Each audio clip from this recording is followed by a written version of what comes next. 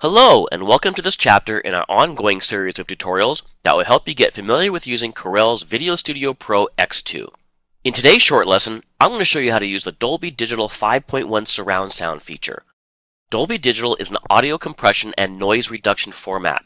It supports channel configurations from mono up to 6 discrete channels, referred to as 5.1. This format first allowed and popularized surround sound. It was first developed for movie theaters and spread to laserdiscs and DVD. Dolby found that many of the limitations in optical sound stemmed directly from its significantly high background noise. To filter this noise, the high-frequency response of theater playback systems was deliberately curtailed.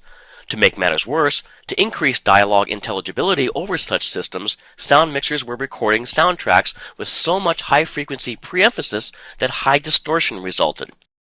The first film to utilize Dolby noise reduction was 1971's A Clockwork Orange. Since then, Dolby expanded into stereo noise reduction, multi-speaker surround sound, and has also become a standard in DVD and HD TV playback.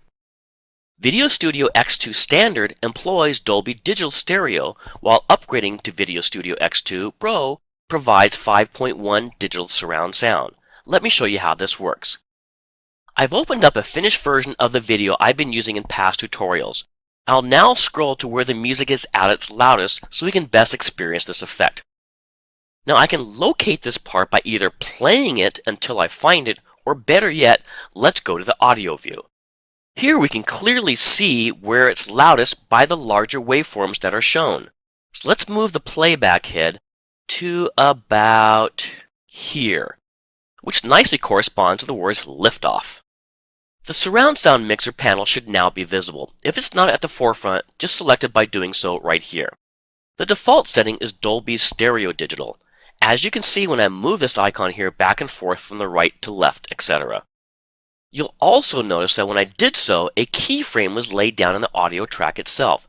This keyframe denotes a change in either direction or volume of the audio output, or both.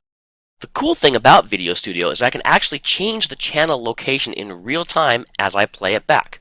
Watch this. Don't worry about the stuttering volume. It will actually come out just fine once we render it.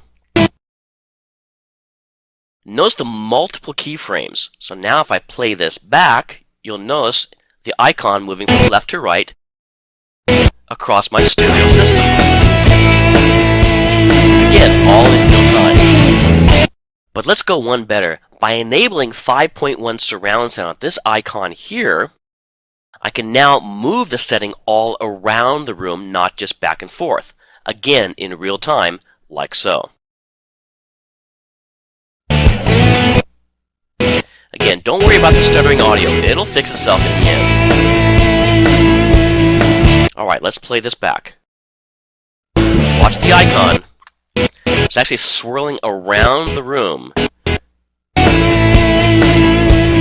Now that's pretty awesome. Again, when it plays back after it's done, after it's all rendered, it'll sound great. Finally, to make sure you're saving in Dolby Digital, just make sure your audio settings are correct. When you create your video file, whichever that may be, go to Options, Compression, and make sure your audio format is set to Dolby Digital Audio. Thanks again, and we'll see you in a future lesson.